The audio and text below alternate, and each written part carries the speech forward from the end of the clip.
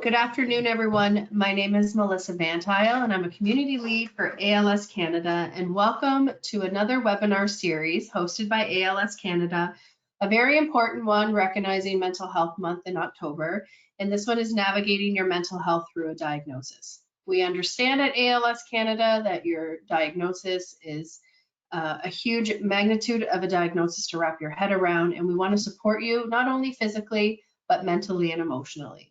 Today, we are very happy that we are joined by Megan Walker, who is the lead psychosocial bereavement counselor from Hospice Niagara. And we're also joined by Jennifer Bottoms, who is the social worker at Sunnybrook Clinic. They're going to present today on grief and mental health. We will be taking questions at the end, so please feel free to put your questions in as we go along, and we will be monitoring them. So thank you, and I'm going to hand over the presentation now to Megan.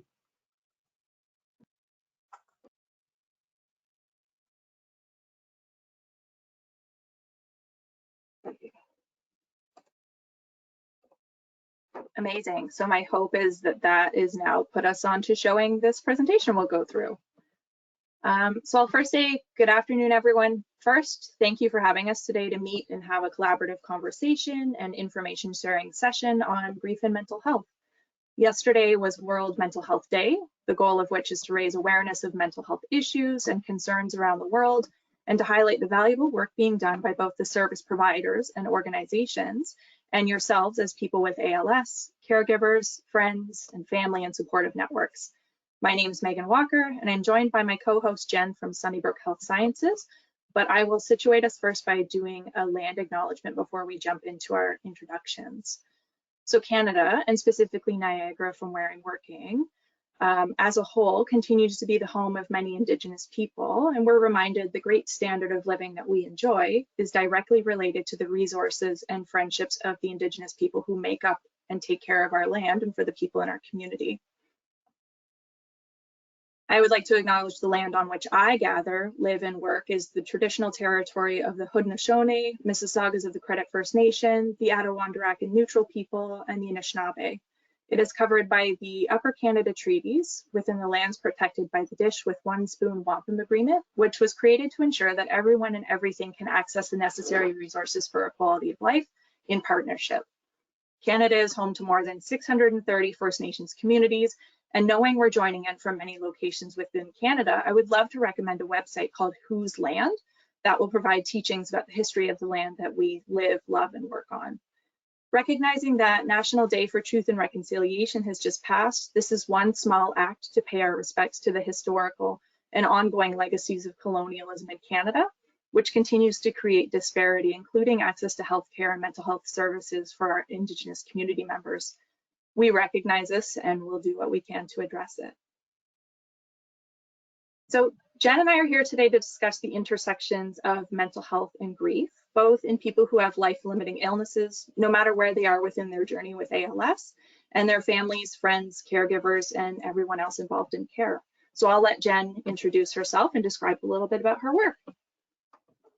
Hi, everyone. Yes, and I'd like to also thank ALS Canada for having us here. So my name is Jen Bottoms, and I'm a social worker here at Sunnybrook, and I work in the ALS clinic. I've been here for about just over a year, and it's been a pleasure to work alongside many of my colleagues in the ALS clinic and get to be a part of our patients' lives and help them through this journey as best that we can. So thank you.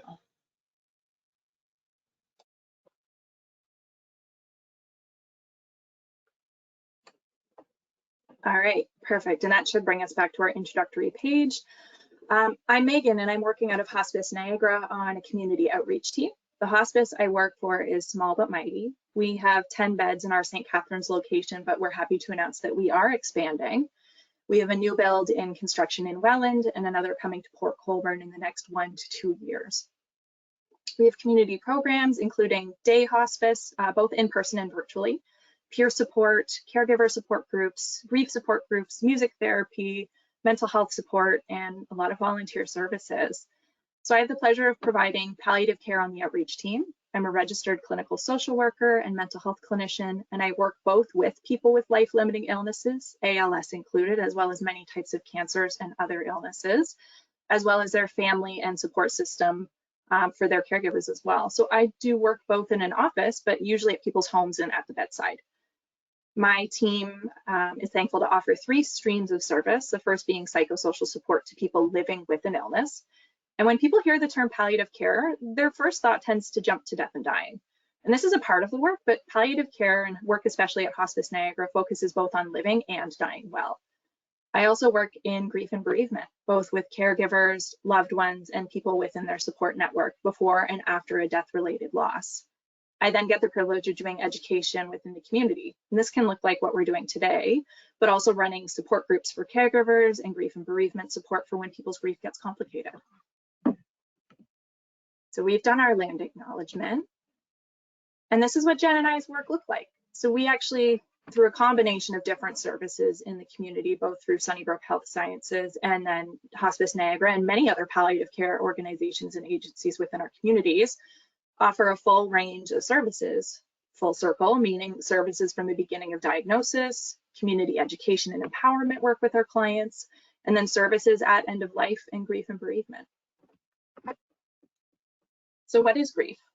We talk a lot about grief, and it can be hard to explain how we as people grieve, but the HPCO, or Hospice Palliative Care Organization in Ontario, has written a lovely description below. So grief is a natural response to loss.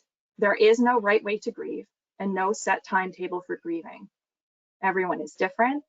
For some people, grief is an intense, emotional, all-consuming experiences. And for others, it's a rather mild process. There's a wide range of responses that we have in our grief, and my grief is my own and your grief is your own, and none of those take away from one another. Ethnicity, gender, culture, and age all impact how people grieve. Grief is the inward, solitary, or private response to loss. So Jen and I have compiled a list of frequently asked questions. So I'll let her kind of go through and review what some of these questions tend to be in our work together. Thank you. Now, as I unmuted myself, I lost the screen, so you have to bear with me while I figure out how to get it back.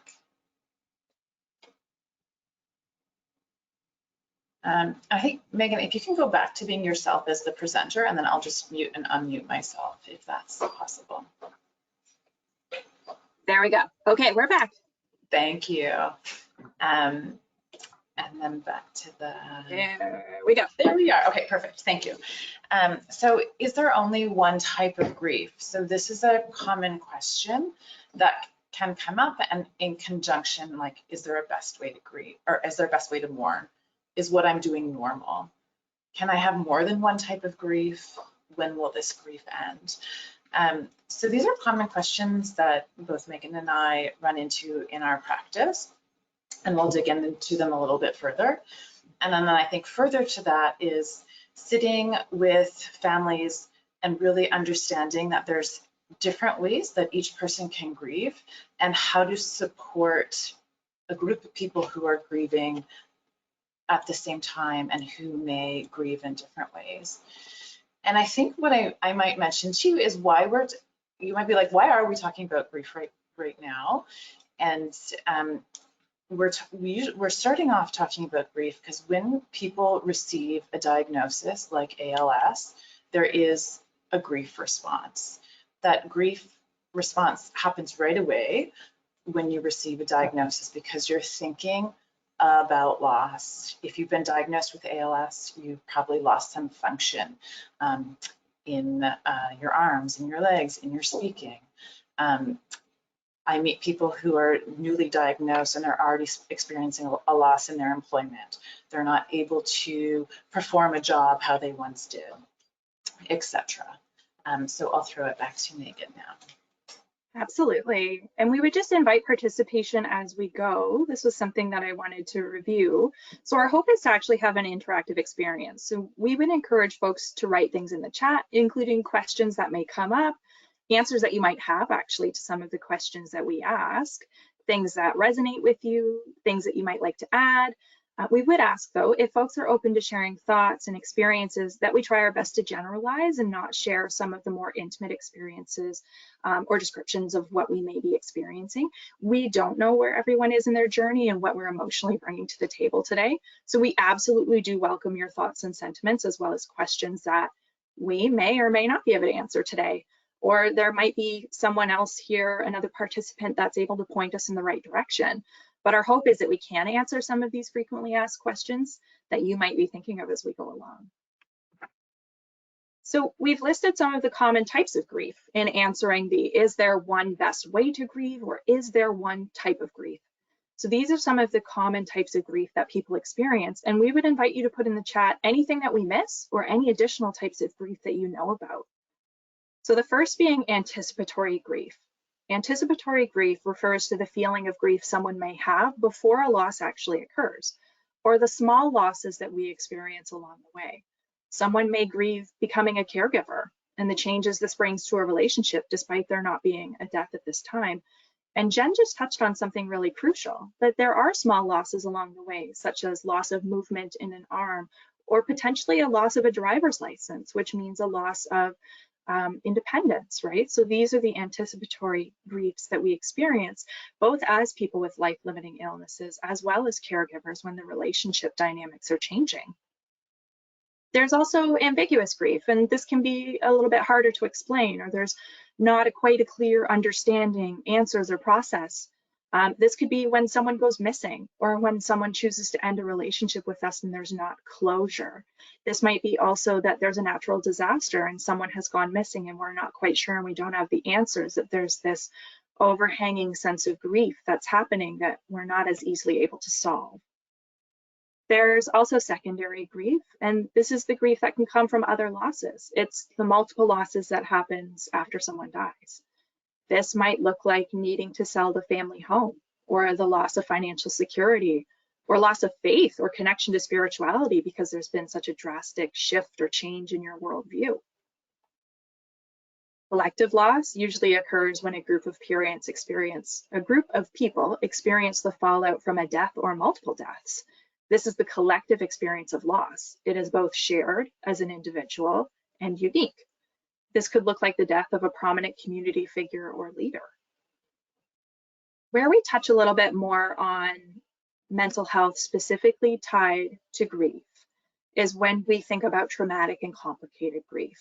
And that's the response to grief that occurs as a result of something that's sudden or very unexpected.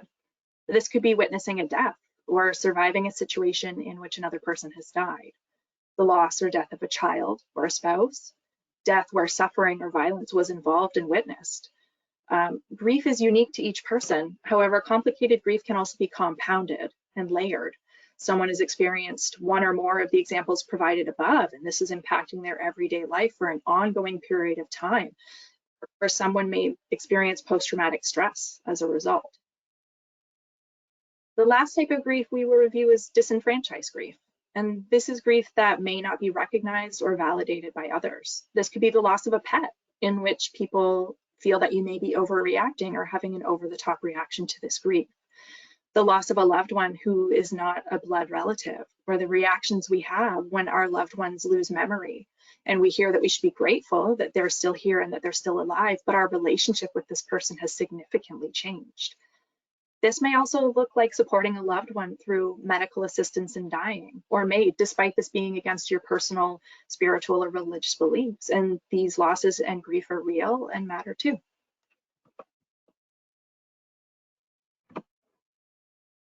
And when we think about grief, we then also think about mourning. So where grief is the inward expression of our grief, mourning is the outward expression of our grief. Mourning is the outward expression of grief, and it is the expression of one's grief more physically. So we mourn by talking, by crying, by journaling or letter writing. Some people mourn using art or music as a means of expressing their grief and their loss. Most people experience grief when someone they love dies, but if we are to heal, then we also must mourn. We move forward together, integrating the loss into our lives, not just by grieving and feeling internally, but by mourning and expressing externally. So for folks here who might have mourned at one time in their life, if there was anything you engaged in that was helpful, please feel free to let us know, especially for other folks in attendance who might be looking for skills, tips, tools, strategies to help navigate their own grief and mourning.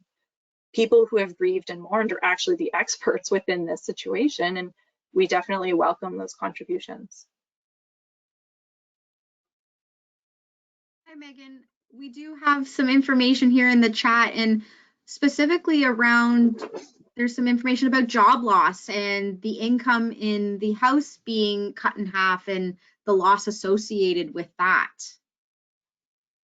Absolutely, absolutely. And I think a lot is tied to financial security, and job loss is tied to independence and autonomy and being able to manage finances. And I mean, a lot of people, a large part of their identity is centered around what they do for a living and how they provide for their family. I think, Jen, when we were talking before about how we wanted to go forward and facilitate this, I believe there was an individual they were working with where they were really worried about their employment. Jen, I'm not sure if I'm triggering any memories here for you. I was wondering if you could jump in and save me. I'm nodding my head along that it's Okay. such a common thing that we talk about in our clinic. You know, unfortunately, because of the nature of ALS, it becomes very difficult for people to maintain their employment.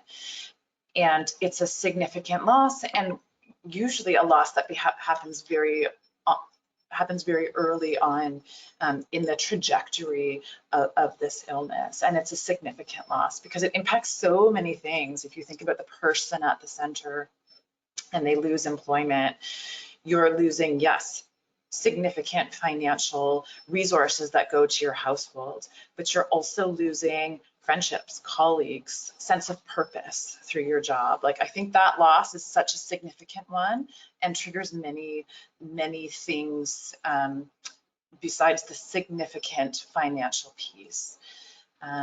And Megan's right, it speaks to your role in your family unit. As an income earner, you were helping to provide for the cost of the home, and it can be a very difficult one to adjust to. There are government programs, but they often fall short of what's required, and there are eligibility requirements that not everyone meets due to the nature of their employment. So it's I thank you for bringing that one up, because I think it's a very significant one that many people on this call have experienced. Absolutely. Thanks for jumping in there and sharing that. I didn't want to speak for your experience. I just remember that story. It really resonated with me. I know, some people, a primary source of their identity is what they do for a living, and primary source of their identity might be the supportive family figure who then has to leave retirement, right, and go back to work, and experiencing that loss. And maybe having to sell the family home where you've raised children and expanded your family, and the loss that's associated with that too. I mean, it's not just a house, it's not just finances. These are things that are at the core of our identity and how we carry on through our day. Mm-hmm. And I think it also speaks to the loss of what your story was supposed to be. You know, your story as you imagined it wasn't to stop working at this point in your life because of these reasons. You know, I think we all imagine our story of employment, whatever that might be. You think about working to retirement, you think about retiring early, but that time when you stop working is not in these stories we tell ourselves about our lives aren't filled at that time. Is supposed to be a time of celebration. You stop working, you know, you finally made it to that pivotal point in your life. And this is happening so opposite of how one would imagine what stopping working looks like. Ladies, sorry to interrupt. Can I get you both to turn your cameras on? The audience has asked that they'd like to see both of your faces along with the presentation while you're speaking. I They think hear your that worked. voices. Did that work? So you just have to turn on your webcams. So I think I'm we're wondering if can you see us now? Hi, Jennifer, I can see you. So Megan just needs to turn on I this see one. Megan. This is a new platform for us, so excuse us as we adjust. It's okay. It's Technology at its finest. So as long as we see some faces, that's okay. Megan, you are the presenter, so you should be able to turn your webcam on. I know, I it's do see telling me Megan. that it There you go. is. Okay, we can see you now. I think the audience just wants, oh, and there you went. The audience just wants to see your face when you're speaking, I which think I that can makes understand. sense, though. I don't want to be just a voice in the void. So we No did one have can you, see but me. now it went off again. So Maybe it's back. Maybe. you are back. Fingers You are. crossed. Yeah, no, you're fine. Okay, sorry for interrupting you. Oh, you went off again. Oh my goodness. I'm gonna mute I myself promise. and then we'll just get your camera back on and then you can continue your wonderful presentation. I was like, I promise I'm here. It You're shows good. me I'm showing it. Yep. You're good, Megan. And I'm like, I'm scared to change the slide now because what if I disappear again? But at least this gives people a snapshot. I promise I'm here. This is me. We're talking good things. Okay, so I just wanted to kind of ask again before we flip through and talk a little bit more about grief, if there's anything that folks have felt particularly helpful in mourning.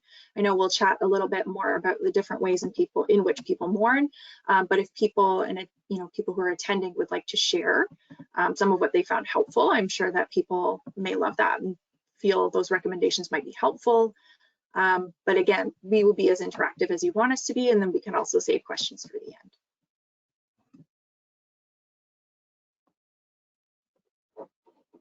Okay, I'm going to try to change my slide. Wish me luck. Okay, my hope is that I've remained. Great. So these are some of the truths that Jen and I have learned in our work with people who both have a life-limiting illness, as well as with the bereaved people that I work with after their loved one has died.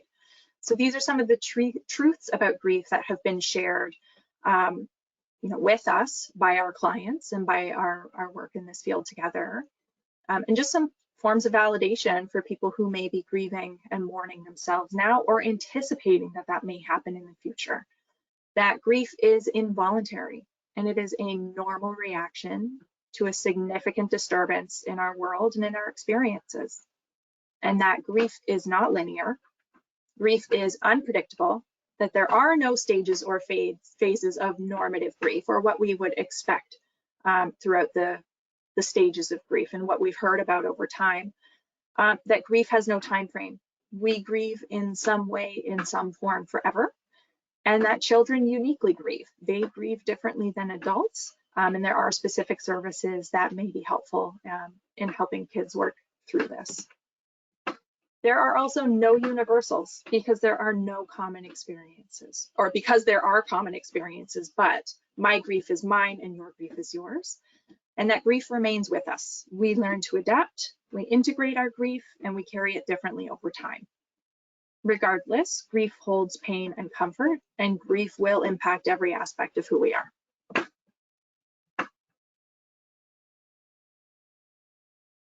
Just really briefly on the stages of grief, and there's been lots of literature that's been written about this and what the stages of grief are expected to look like and what our trajectory is expected to look like when we experience a loss and we are hurt, and then moving through things to adjusting to this loss. So the stages of grief are written out as a fairly linear process in which the common thought is we navigate each step in turn and then we reach the end and we successfully processed everything. The stages are typically understood to be denial, anger, bargaining, depression, and then acceptance. What people describe their own journeys of grief to actually look like is the second image that we've experienced here, where things are a lot less linear and a little bit more chaotic. That things aren't linear, that they aren't straightforward, that this isn't a simple point A to point B to point C journey to healing, and that grief can be a lot more complicated and nuanced than we think.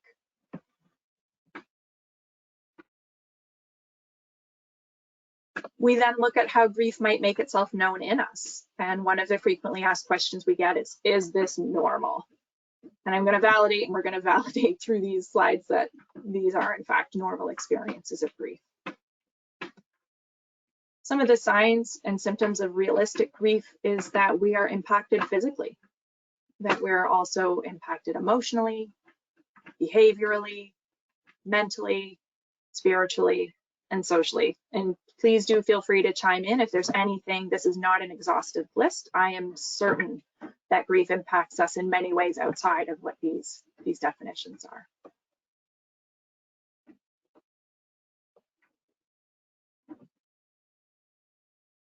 And just looking at some of the realistic ways that we can anticipate or expect that we might feel. We might feel shock or disbelief that a death has happened or that a loss has occurred. This can also mean feeling numb or feeling nothing in the initial, throes of grief when we experience a loss. There's also a sense of feeling lost and unsure what to do.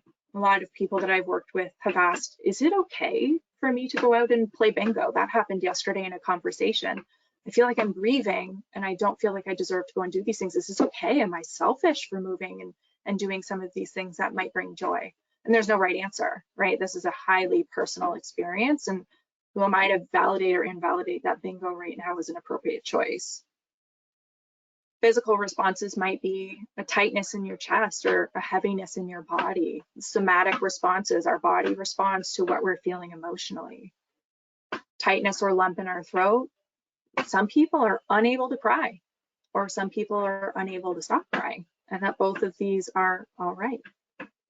That there may also be a lot of fear about the future. And Jen, I know in your work, you typically are working with people who have ALS. I'm wondering if you might be able to discuss some of what that looks like in your work, the fear of the future or what this may look like. Mm-hmm. And Megan, as you're going, through these last couple slides, I would imagine it resonates a lot for people at time of diagnosis. At time of diagnosis, when I'm meeting and speaking with people, they're feeling all those things on that valley chart and then more. And I think the things we often talk about is whatever it is that you're feeling, it is normal. And the importance of allowing space and time to have that feeling.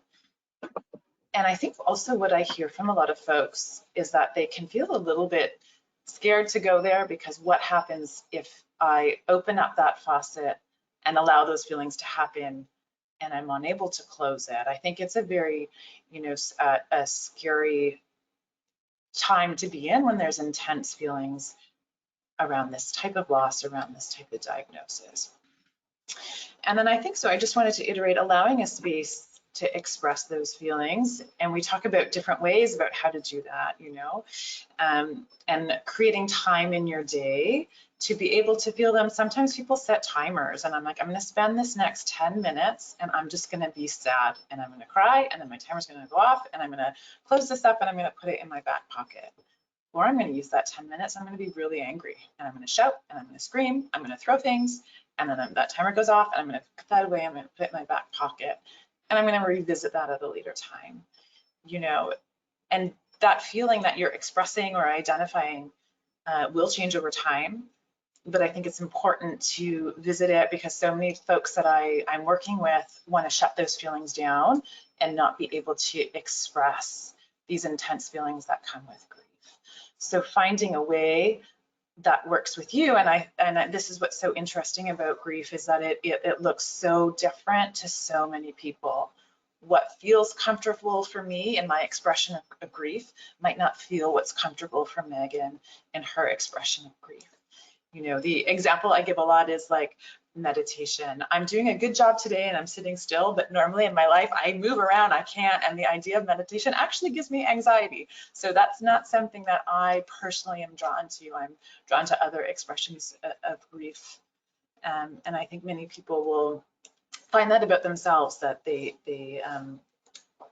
they're more comfortable with different expressions. And Megan, I feel like I went on a tangent and I didn't answer the question that you asked. I welcome it. I love it and I appreciate it.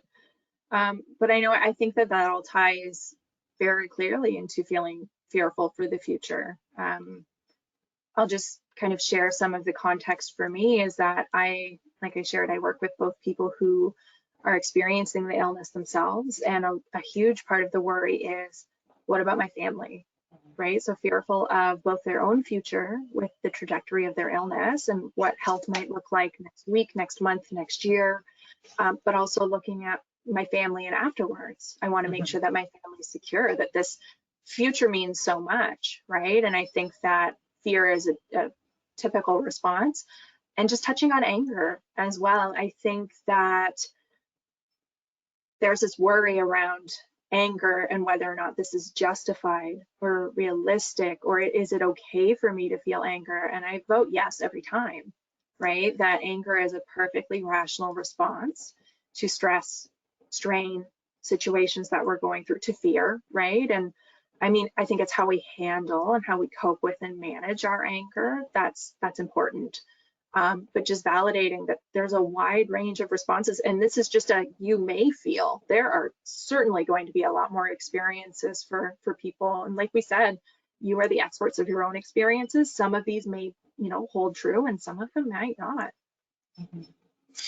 But yeah, so I think yes, to fear of the future is a big thing that comes up, and for many folks with this illness, as it progresses, there's some frustration because they have just, adapted and adjusted to a loss, whether that might be around hand function or arm function or speech, and they've accommodated and they've adjusted and their families adjusted, and then another change happens, and this fear of like, how can I've done this, I put in a lot of hard work, I've adjusted, I've come to this spot, and then another significant change happens. So that can be a period of frustration and unease thinking about the future.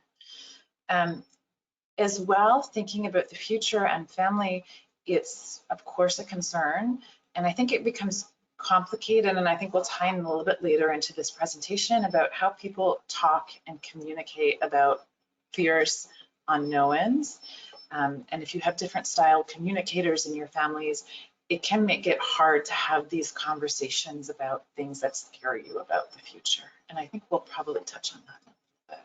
Absolutely. Thank you. Here we are jumping right into the anger at our person or higher power. Yeah, or guilt. I encounter a lot of people, both who are caregiving and within the grief and bereavement work, as well as people who have ALS or cancers, or the variety of different illnesses that I serve in my work, which is a little bit different.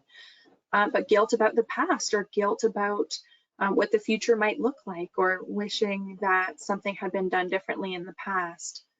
The feelings of intense sadness or depression or anger that come up because of guilt, or come up because of changes in autonomy or losses of independence. Difficulty concentrating, reading, following along with the TV program, changes in interests, right? Tied directly to feelings of anxiety or low mood. It's harder to maintain hobbies and do the things that give us meaning when we're really upset and we're grieving and mourning. There's also feelings of irritation or feeling more short-tempered. Some of the patients that I work with have never described themselves as angry people before, but then all of a sudden feel inundated with, I don't know where these thoughts are coming from. This doesn't feel like me. Who am I? What is happening here? And just validating that maybe you have not been angry in the past, but that there has been a huge shift in your life, in your caregiving situation, in your family network, in the situation itself that is prompting this anger, and validating that that is okay, that this is not who you are, right? That you are not now just an angry person, that anger is a perfectly rational and reasonable feeling to experience as a result. And there's also a little bit tied up with caregiving. Some people that I've worked with who caregive, it is a labor of love. It is work that is done because we love our person. And most people describe it as, I literally wouldn't have it any other way, but acknowledging that this is also work. And sometimes the feeling of relief when caregiving responsibilities shift or change, or potentially someone moves to hospice and now there's muscle there or medical help there to meet needs, and that responsibility doesn't just fall onto them anymore.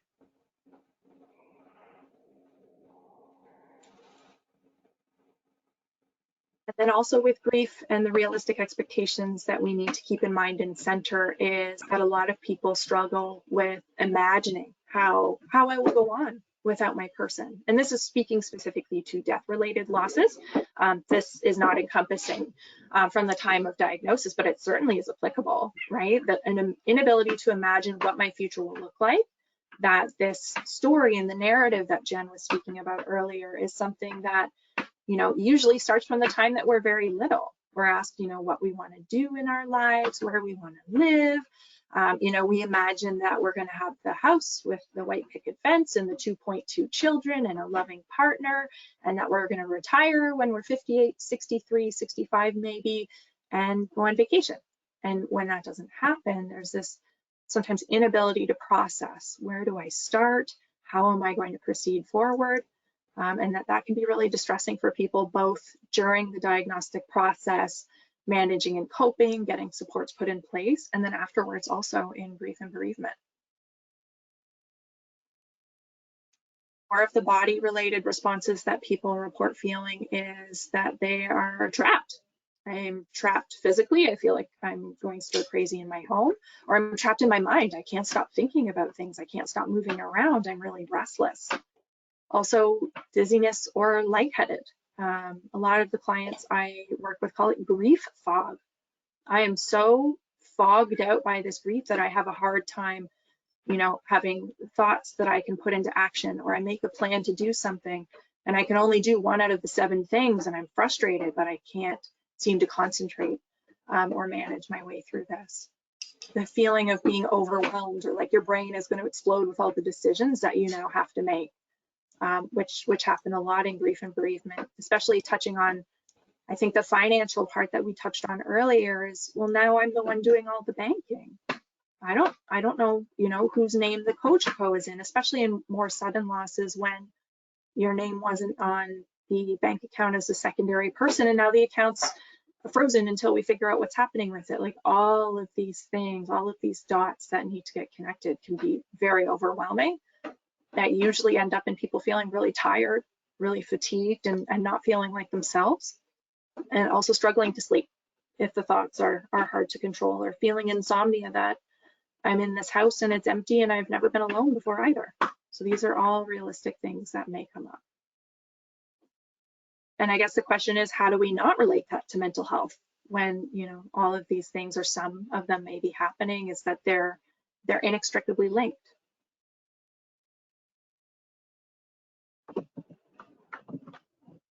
And I think the big question that can happen when we're talking about grief and mourning is, how is grief impacting our everyday living, right?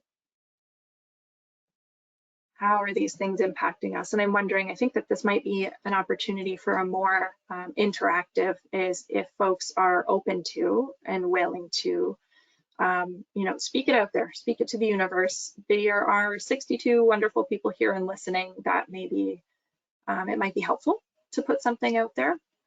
But yeah, when we talk about healing and healing through grief, maybe that doesn't look like everything is better and now I'm back to normal life.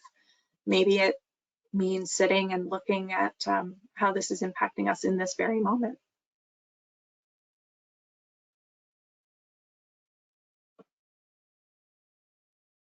So we've written some of what the typical impacts of grief then might be, including like feelings of anxiety, depression, and fear, loneliness, or feeling hopelessness, yearning, I miss my person, or I miss the person that I used to be, or I miss the house, I miss, you know, having more financials, I miss my job, all of these things.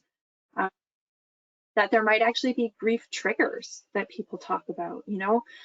For about a week, I feel like I've been navigating things okay, and then somebody called and asked to speak to Susan on the phone, and I had to come out again and tell them that, you know, Susan passed, and then that has been a grief trigger that, you know, throughout the week I was kind of navigating things fairly straightforward, and then all of a sudden I'm kind of hit with this wave of, oh my goodness, and then I'm feeling like I'm in the thick of it again.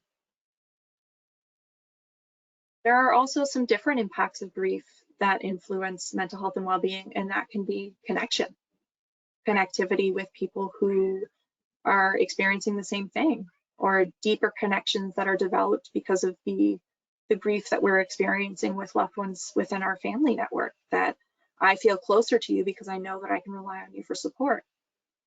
There might also be new perspectives on life. We talked a little bit earlier about that there might be anger and sadness, and our worldview has changed so much that people have difficulty connecting to spirituality or things that are important to them in their faith or religion. But there may also be just different perspective shifts in that people may find like-minded spiritual connections that help process things. And there can also be healing through these connections. In this list, the idea I hear a lot from the families I'm working with about loneliness and that feeling of connection. I think something that comes up a lot is that in the wider community outside of these spaces, ALS is not a very well-known disease. So as families are going through this, they find it hard to find those connections with people who really understand what it's like to live with ALS, be diagnosed with ALS. And I think there's some loneliness that comes there. There's other, more well-known diseases that once you say the word, for example, like cancer, you immediately have an idea of what that is and the support that you offer to someone who's going through a cancer diagnosis. That doesn't immediately come to mind when you're expressing to people or telling people this has happened in our family. There's not that same narrative that's out there as there is with other diseases. As well, the idea of isolation and loneliness, really people's mobility gets impacted so that they can't navigate the world in ways that they used to. And to go out into the community then becomes a very labor-intensive, and sometimes it's not safe anymore. So people are more housebound, and you're losing these connections in times where connection is so important. And second to that, those who are having communication issues, that really only complicates people's ability to have these connections be present. Absolutely. Jen, there's some information in regards to, and what's come up is about families or the individual who's been diagnosed telling others about their diagnosis and how that can impact their grief and what that can bring on. Oh my God, yeah, thank you so much for raising that. So that comes up really often in our clinic. People are given this diagnosis and then they struggle, now what? And for so many personal reasons, right? They have family overseas who they don't want to worry. They have kids who are starting university and they don't want to put this on them. They have, whatever your situation is, and I think underlying is this notion that people don't want to cause other people stress. And they feel that by sharing this information, they're giving a burden to this person, and this is something we speak about a lot to families in clinics. And I think, and Megan, I'd be interested on your perspective here as well. What we often say, for those folks who have young kids in university, adult children, is that your kids best and how they handle information. And there are, resources and websites that we can share about how to talk with kids about life-limiting illness, what those conversations can look like, and help talk to people about how your certain situation. But ultimately I think giving the example on the other side, we see the flip side where people have chosen not to share the diagnosis or share it late, and we have had family members express to us really truthfully feelings of anger that they were left out of that part. And I think if you flip the mirror on this situation and someone close to you didn't share this type of news with you, how would it leave you feeling? So acknowledging these are very sensitive, very difficult conversations that have to be had with great care, and that are uniquely done based on your personal situation, but they're important to have. The other thing that I'll also say to families too is when you're sharing information about your diagnosis, one, it's your personal health information, so you can choose what you want to share and the way you want to share it. But I always usually recommend come equipped with, this is what I would find helpful from you. This is what I need from you. This is what would be helpful. I find sometimes, and I'm making a generalization here, if we're working with folks, with adult children, sometimes adult kids, and I'm guilty of my own, when my parents have a health issue, wanting to come in and take over and take control and make decisions and get in there. And if that's helpful for you, say that. If it's not helpful for you, be able to say that too, right? And invite family members. We always say, please invite family members to the clinic to ask their questions. Like, we understand that this is not a person in isolation. This diagnosis impacts everyone in that circle, and whoever has questions is welcome to come and speak with us. Yeah, I think that that's so impactful, and just kind of going back to navigating the tensions and sometimes the conflict that comes up when someone chooses to withhold giving all of the information. Maybe they want to enjoy this holiday season, right, with their family and their loved ones, or don't want to place a burden, or want to not have to talk about death and dying all the time, or tiptoe around things. Or maybe this is a family or a situation or a friend group that's never talked about death and dying before, and it feels really real and overwhelming and scary, and thinking about, how do I approach this? Or how do I tell my mom? I don't know how my mom's going to react. And I think that the connection is so vital. And as practitioners, Jen and I think it's fair to say that there's no right answers. There's also no wrong answers, right? And that this is an individual journey for each person. We know that when someone is diagnosed with a life-limiting illness, that connection is vital. Connection and socialization and intimacy, and being able to have conversations non-judgmentally, which sometimes unfortunately can't happen in a family environment. And that sometimes the supports that you anticipate to be the most helpful aren't, and that lovely supports come from the most unexpected places. So our goal is to be non-judgmental and objective, and I suppose to try to wrap our patients and our clients and people that we're working with supports that feel helpful, that feel sustainable. Because a lot of the people that I've worked with have said that, I worry because I don't have quite a supportive relationship with my family. I might like to make some amends and do some legacy-based work to, maintain a connection and leave them something after I've died, but I don't necessarily feel like including them in the process right now. And we might be able to help somebody through that. A lot of people say that when they're diagnosed with a life-limiting illness in any way, shape, or form, that they feel like they have to come out and educate a lot, right? That maybe this is something that's not widely known about, and that every conversation might open the door to a positive reaction, but it also might lead to a lot of emotional work having to be done then, right? While I can tell you what my needs, my wants, and my hopes are, but my hope also might be that you can do some of this research in the emotional legwork on your own, because as much as I would like to talk to you about this is exhausting, and I have to do it to 7 more people today now that I've decided to tell people.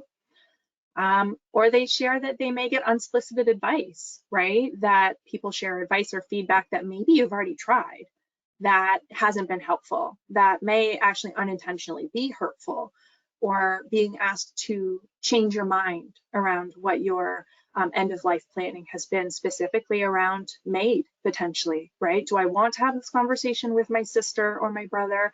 Because I know that this is not something they would support me through, and I don't necessarily feel like having conflict. So I mean, again, no right answer, no real wrong answer, and that this is a highly independent and individualized choice that people make. But we know connection is so important, and maybe that connection is different than biological family, maybe it's just from somewhere else. So in my work at Hospice, we have a day hospice program where people are able to come and spend time and congregate with other people experiencing similar situations, maybe not all the same, and maybe not all ALS as well. But despite the differences in illness and potential health conditions that are happening, that there is some affinity. There are some shared experiences, and it's a really nice opportunity to talk to people who kind of get it already.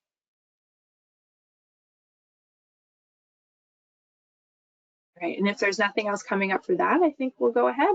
But again, as things come up, please feel free to share your perspectives.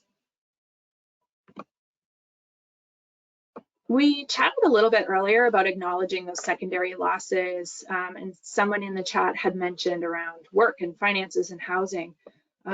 On top of validating that someone who is grieving matters, that their experience matters, and that the loss was significant, it is so crucial that we also pay attention and honor the secondary losses that are occurring.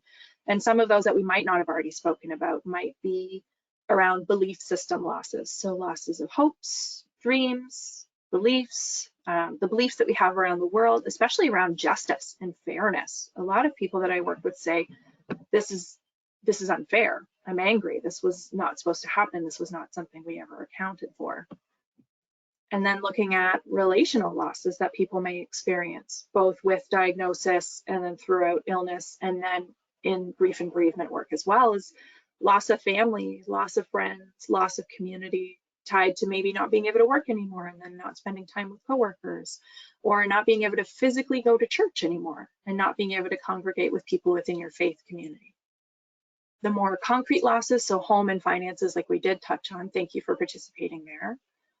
And identity losses, so loss of role, independence, confidence, and this is not an exhaustive list. This can change, this can grow. These are just some primary examples.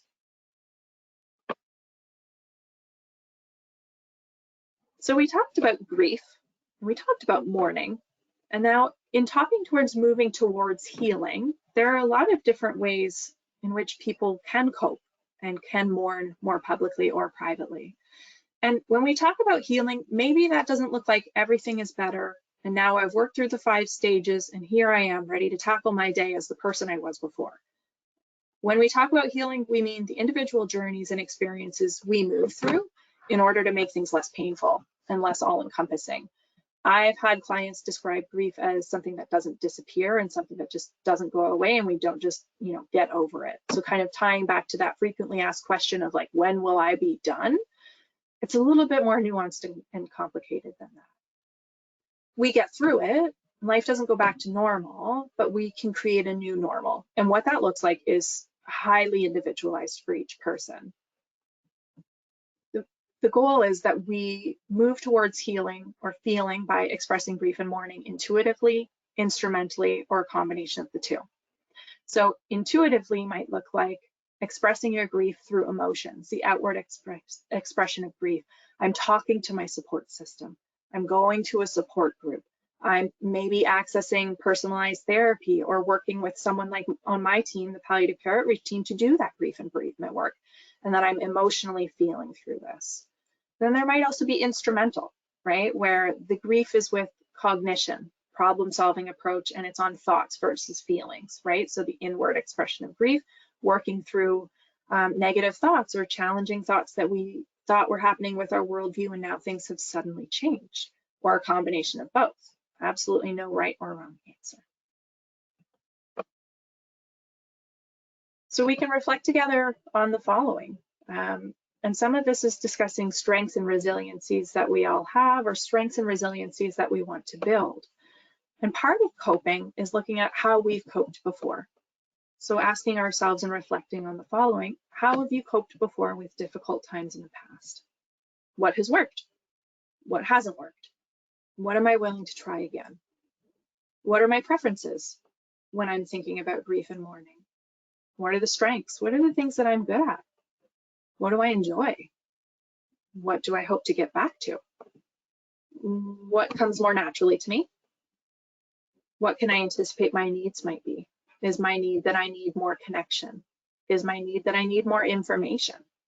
Is my need that I need to spend time with people experiencing the same thing? Do I need to be alone right now, which is also appropriate too. I think there's a lot more, strengths and things that we can consider as well. There are some rational coping strategies that are listed. So some people may cope by reading a self-help book or listening to a self-help audiobook or reading other books. Some people may journal. Hospice Niagara, we have a program that's writing through grief. We have prompts that are sent out by email, and you journal and you send them back in. And for some people, that's really helpful in working through things. There are also options to see a therapist or a clinical mental health worker if we're struggling in that way, or if we're grappling with the bigger questions of what now? My identity has changed. My identity has shifted. Who am I? What do I do? Some people are really hands-on. They might plan or build out things, plan to build things, home projects, things that I've been putting off for a really long time that I would like to get done now. Learning about grief is also a really big one. I think until we talk about it, especially around death and dying, that it remains something that might be really scary. And if we talk about it, we might be a little bit more open to it. So learning about grief. And there are grief workshops that you can attend that will help walk through that and kind of validate some of this. And then also drawing a grief map. So this is, who I am, and this is what I'm going through. And these are all the things that are happening in my life, just kind of getting it out. Validating that it is crucial that we're embracing our emotions. Some people liken it to riding a wave. So we're allowing the emotion to come and staying with it until it subsides. I'm not pushing those emotions aside. I have a client who likened it to a closet. If I open the closet door, it's really overwhelming and everything falls out on the floor and I don't know how to pick myself back up and start over. And I wonder if, and in our work together, our hope is to not have so many things shoved in the closet so that when the closet door opens, not everything falls out. That we can process things one by one, and that when we're even opening ourselves up to thinking about feeling, it's not overwhelming, it's not all encompassing, and that we can kind of slow things down and work through feelings as they come. Some of that happens through sharing stories about our loved ones, doing legacy work, right? So some of the work that I do with people who are dying of any illness is legacy work. We write letters. We write letters to our loved ones. We can write anniversary or Christmas cards or do some Christmas shopping ahead of time. We also write obituaries together, and how empowering that can be for people to kind of go out on their own terms. And this is what I want people to know. This is what I want people to know about my life. This is the message I want to leave behind. A client of mine, we involved a music therapist, and he wanted to sing happy birthday to his children. So we had that recorded, and it went with the family after he left hospice, and now his family has a happy birthday song that they can play every year from dad. Some people find it helpful to create a comfort bag, something that they bring with them out in the community on the road that has, some emergency emotional health supports. Like, I know that I'm going to have a hard day. I'm going to bring, I was going to say Walkman, but I think that's aging me a little bit. I'm going to bring my phone with my headphones, and I'm going to listen to some of the music that I know that they liked, or some of the music I know that gets me through things. And I have a stuffed animal, and I have my favorite sweater, or I have dad's sweater. And I know that when I'm upset and I want to wear dad's sweater, I'm able to, and I feel more connected to him. And then back to journaling. So when thinking about the feelings, journaling specifically how we feel and where that's showing up in our body, because our minds and our bodies are so connected, and trying to kind of dissect and peel away the layers of, I feel really sad. Well, how is that sadness showing up for me in my body right now? And what can I do to try to address some of the sadness, while also validating that it's okay to stay sad sometimes too. We don't need to put the sadness in the closet and try to seal it up and not feel it, but just allowing those emotions like the wave to kind of wash through us. To connection, which I think we've talked about a lot of times, but it's just so crucial that we highlight it, that a lot of folks, whether or not they are receiving palliative health care, they've just received a diagnosis, or they're caregiving and they're burnt out, or someone is experiencing grief after a loss, that we are connecting with other people who are grieving. That maybe that looks like finding a grief buddy. I know I can call Sharon on the phone on a Thursday at 8:30 p.m. if I'm having a terrible time. I know that Sharon will show up for me. I met Sharon through, you know, a local support group, and that's someone who I can count on, just having one person. And then also sharing stories about our loved ones. We absolutely don't need to stop talking about them. We can keep, you know, parts of them with us through that legacy work, right? Doing some legacy work with people who are grieving as well. Talking with a trained professional who's knowledgeable about grief, who can validate some of what we're going through, and also help to plan to address some of the more concerning or complicated things that are happening. Maybe joining a club or a volunteer group or a support group, all tied back to connection.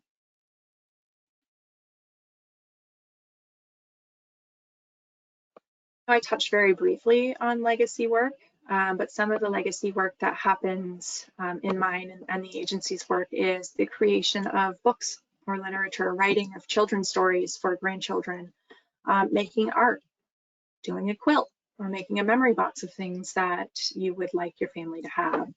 And also photography. We have a pretty happening photography club where people are taking photos and sending them in, and we send out a little newsletter.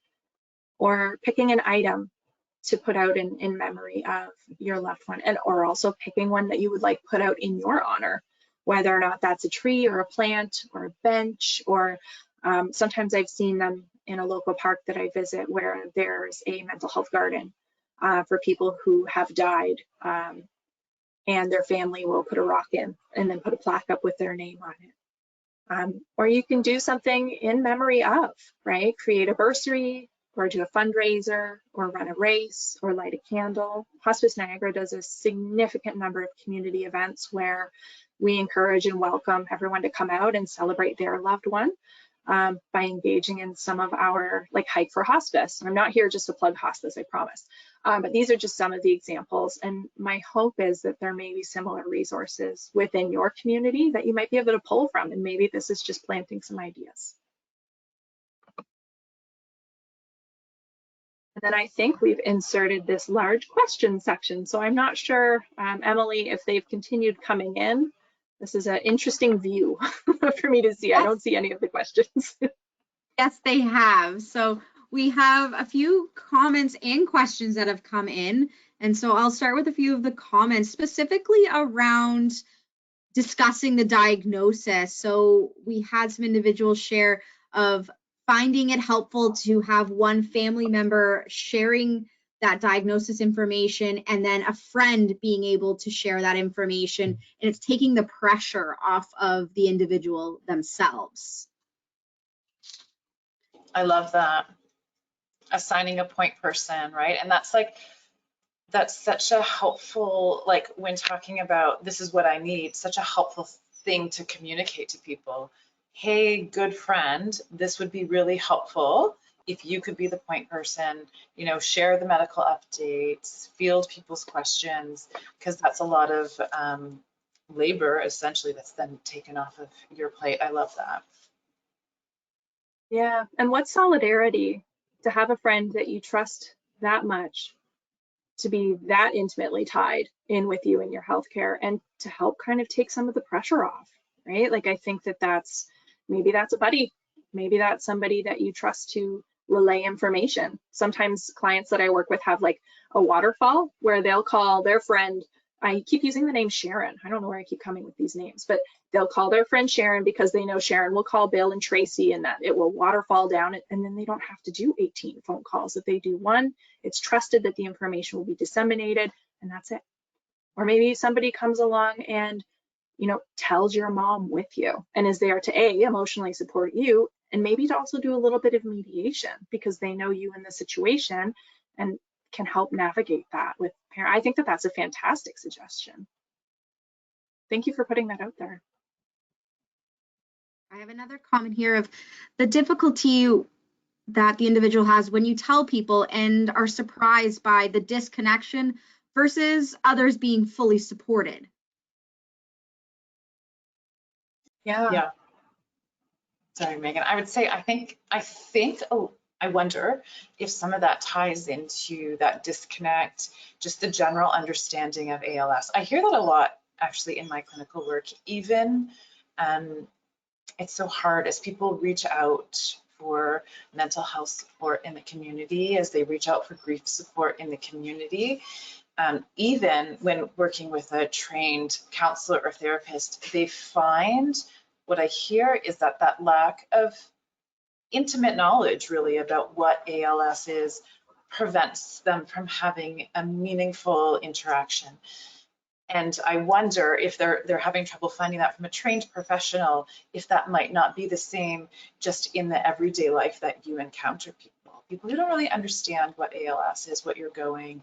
It wouldn't be surprising that there might be a disconnect there. And then the other thing I'm thinking of, and Megan, I perhaps that you'll be able to speak more to it, is if people have their own grief experience where they've lost a loved one and they just have a difficult time coping with this news, and it comes across to you perceived as disinterest, but I wonder if that real feeling is scared, frightened, don't know what to do. And I'll pass it over to Megan. Absolutely. I think one of the things that my clients share with me is, I told someone, I told my friend, I told a member of, my family, I told my partner, and the reaction was the opposite of what I expected, right? I expected maybe a bit more emotional connection. Maybe I wanted them to ask me how they could help, how they could be involved, how I planned to, manage symptoms or, pain, but I didn't really get any of that. I just caught kind of a blank wall of, maybe they didn't want to say, and this is just, kind of looking at things from the other side. Maybe they don't want to say the wrong thing. Maybe they are a processor in which they need a few moments, or maybe this is an opportunity where we seek support outside of what we expected those typical relations and supports to be. And that sometimes that isn't there, and it's unfortunate, but that there are other supports out there, right? Like with peer support and meeting people who may share the same experience.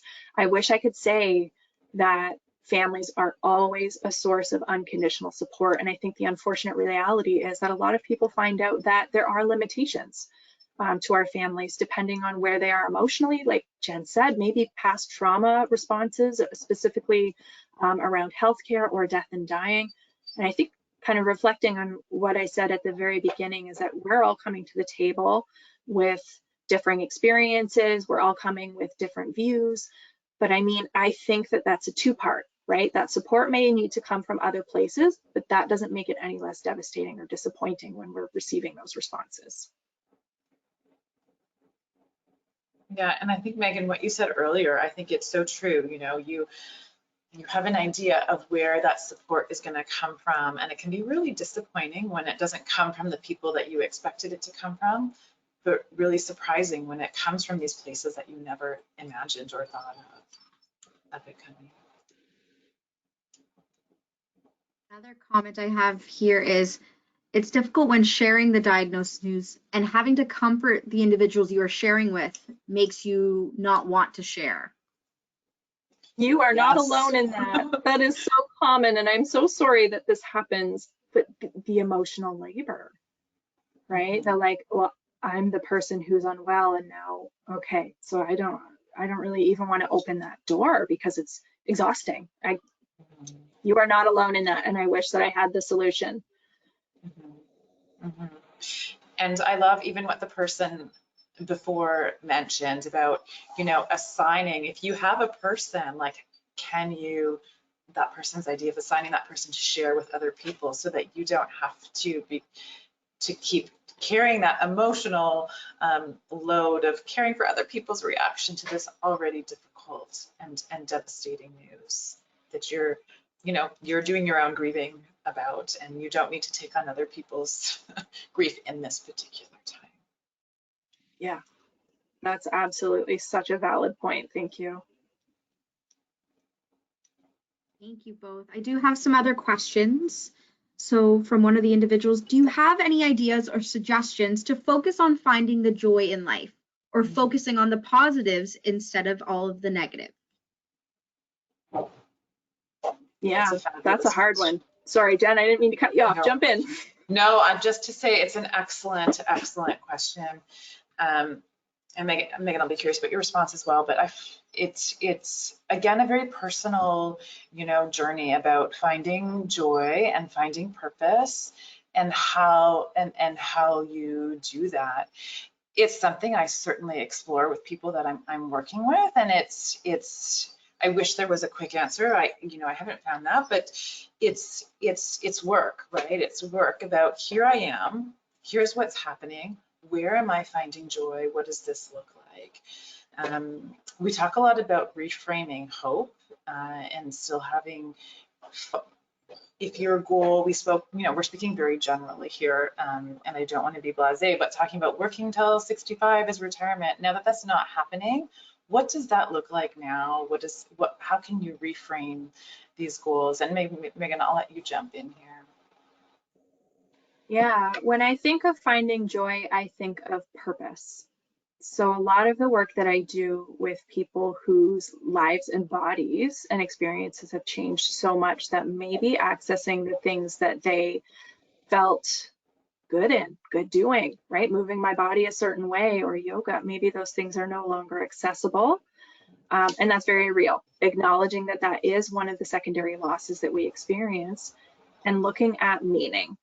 Are there other things that I can do to provide both meaning to myself and validate my experiences at the same time, while also acknowledging that things are continually changing and will continue to do that?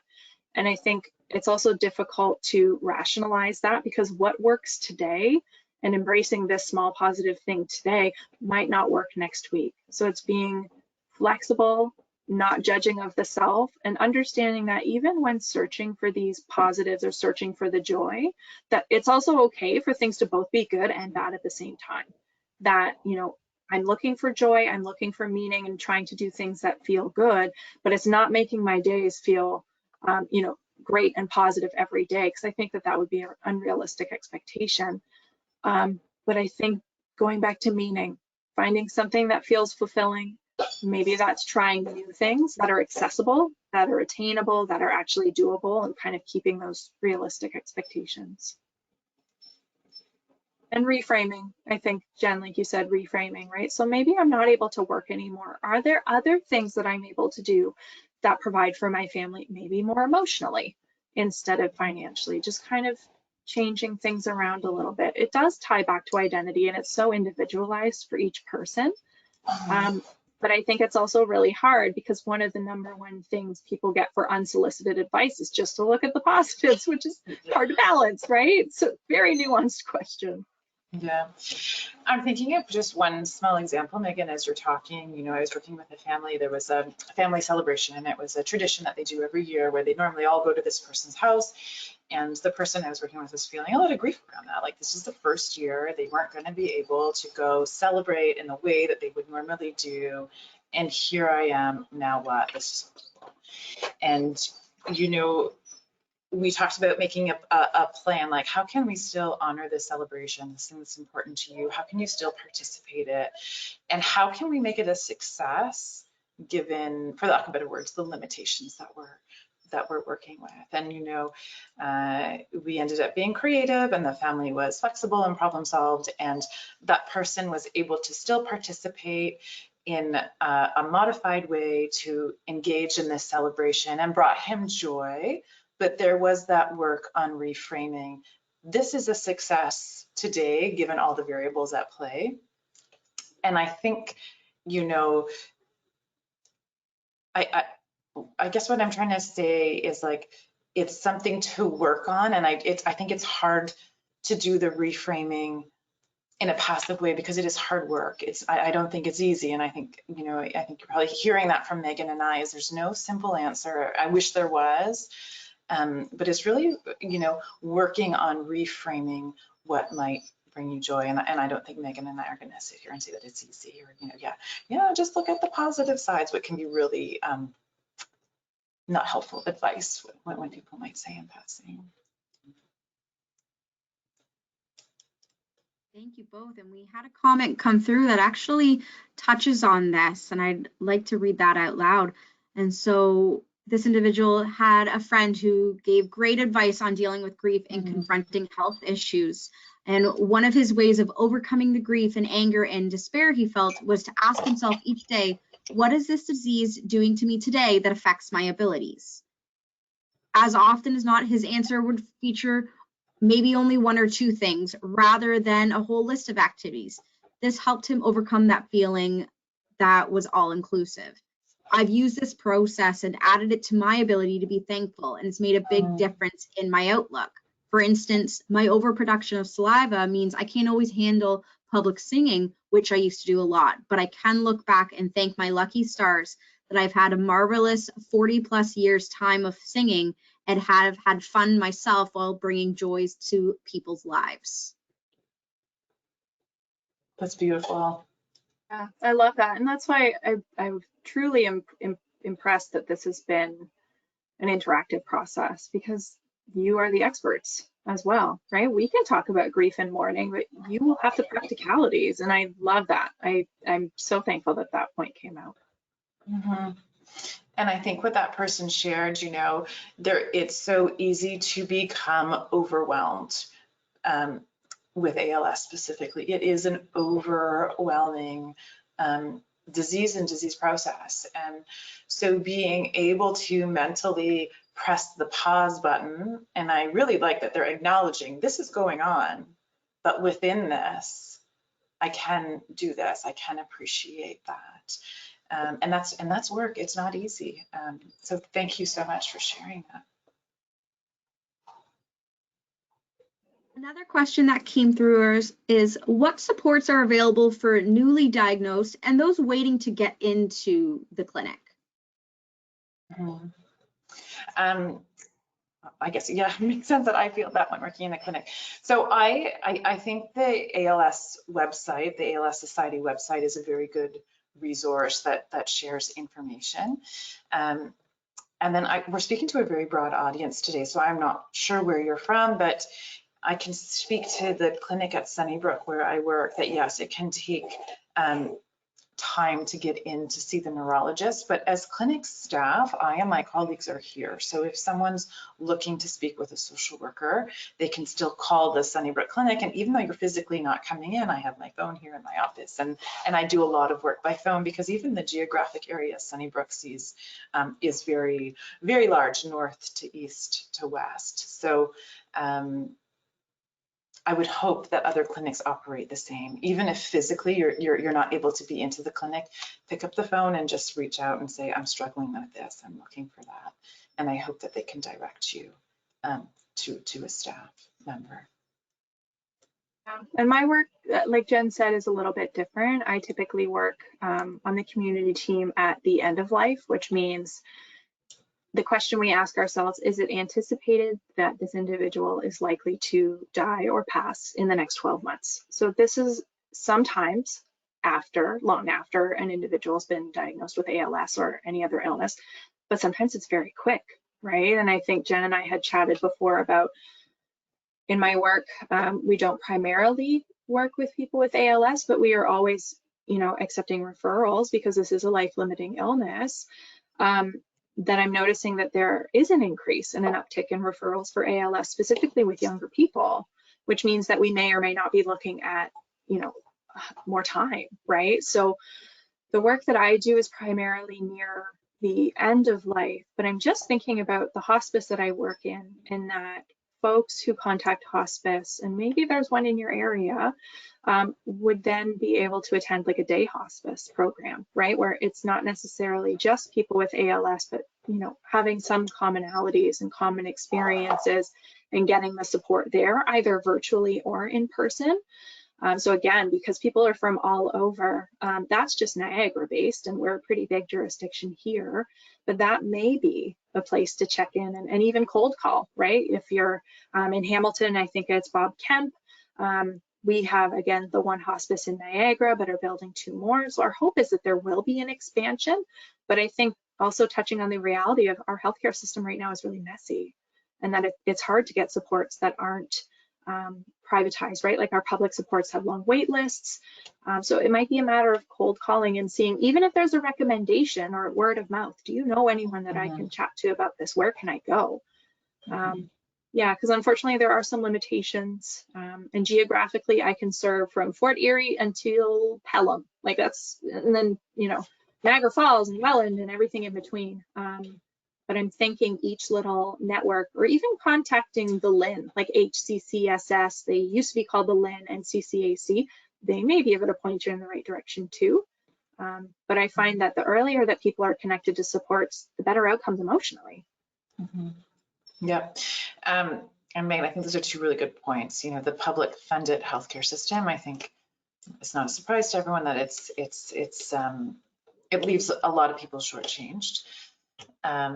There's, for those people who have access to extended health benefits, certainly like searching up any therapist or counselor who I always recommend has some training in grief therapy, because as we've spoken about from the time, if not before time of diagnosis, there is a process. This is a grieving process, and I find patients find that helpful. If there aren't extended health benefits, in Ontario, I often find that there's, if you can Google community health centers, CHCs, they often have OHIP covered mental health support. So that's for Ontario. And then sometimes nonprofit. So I work at a nonprofit agency and I get recommendations and referrals for my outreach team that I help lead. And we're no charge, we're no cost. We come to you, we come to your home. There's obviously wait lists to navigate through, but there may be different avenues to explore in nonprofits as well. So my hope is that you'll find something that works. And then you can share it amongst yourselves and it'll be great, because word of mouth travels everything pretty quickly.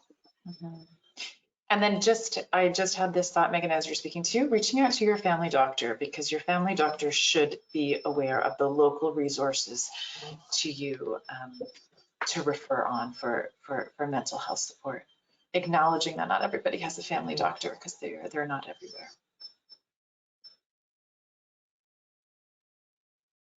Thank you both. There is some questions in regards to contact information, specifically looking at the clinic, and that information can also be found on ALS Canada's website. If you're curious about where to contact and kind of where to go, I would definitely suggest connecting with your community lead, or looking up that information and connecting with Jen if you're connected with the Sunnybrook ALS clinic or one of the other clinics as well. Yeah, certainly. For those people who are connected to the Sunnybrook team, or are in queue to be connected, like if you're waiting to see the neurologist, certainly call the clinic and then request to speak with me, and that's no problem. And I wish I knew more about I've only been in the ALS clinic, I think I was saying just about a year now. I've been in a few different capacities. And prior to my involvement here, there wasn't a social worker in the clinic. And so my presence in the clinic, I'm here a day and a half is my contract, and we have about 600 patients. So that's not a lot of social work support for folks in the Sunnybrook catchment area. Having said that, I do return my phone calls. But I don't know what the other clinics look like, so I can't speak to the other clinics. So if it's not your ALS clinic specifically where you're situated, then I'm hoping your family doctor's office can connect you to mental health support. Amazing. Thank you both. And the last question that we have is there any handout sheets that you would provide for patients when they're connected with you regarding grief or mental health? I've got some. So my agency's compiled, I have a lovely coworker who does lots of cool things, like what is grief? So I have a handout in English and French that I'm more than happy to email along, and I know that folks will have access to this recording as well. So I have some of that basic information, and I will definitely, so you guys will have my contact information. So if anything more specific is wanted, always feel free to connect by email, but that's just something I can think of off the top of my head. Mm-hmm. And we don't have anything specific at Sunnybrook.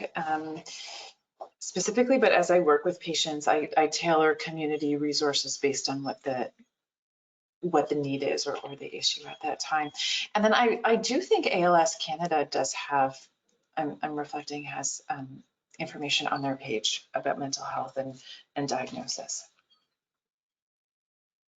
Yes, you're right. So Mhm. there is a lot of resources available on ALS Canada's website, specifically about mental health, about grief, and a lot of information.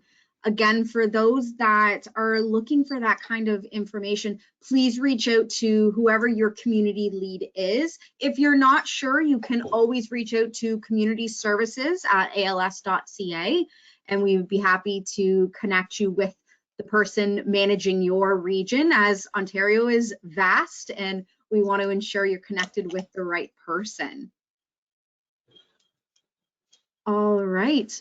Well, we've come to the end of our questions, and we would really like to thank both Megan and Jen for joining us today, providing a lot of information and a lot of helpful information, and the impact that this diagnosis does have on not only the individual, but the family as well.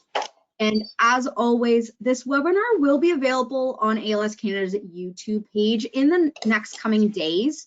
So we will ensure that that is available. If there is any questions following this webinar, please feel free to reach out to community services at als.ca or reach out to your community lead, and we'd be happy to put you in contact with the individuals and have more of those conversations. So I want to thank everybody. Thank you, Jen, and thank you, Megan. It's great to have you, and thank you for sharing so much information. All right, goodbye, everyone. Thank you.